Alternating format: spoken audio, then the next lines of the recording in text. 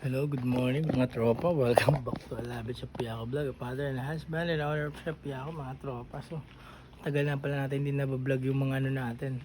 Tayo tanim update tayo. Dami ang tinanim ng biyanan ko. Tanim namin mga tropa. So ito, yan yung papaya. Dahil bunga pa rin. Kasi hindi na naman na magkabila yung dalawa lang. Tapos ito mga tanim ng nanay ko galing sa kung saan saan. Merong ano ba ito, Nay? Ang dami niyang tinanim kung ano ng mga ano yan. Tapos ito, yun, kamote.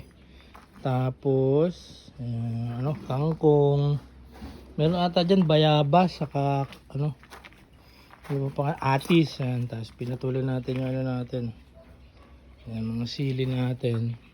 Yun, nagputol din ako kasi sobrang taas na. Pinutol natin yung dito na ano, malunggay. Yan. Ano na rin yung nilipat natin na sili.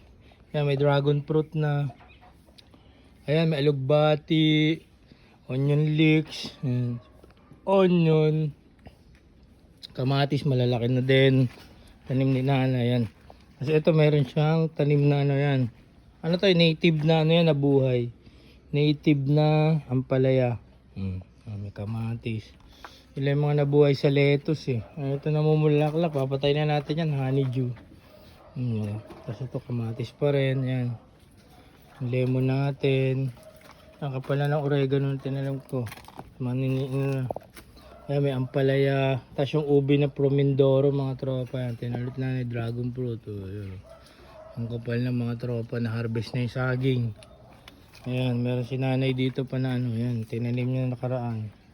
Ano, sitaw mga tropa. Tapos yung pakwa na kinain namin, tinapa na tumubo. Ayan na siya bago nating gardener.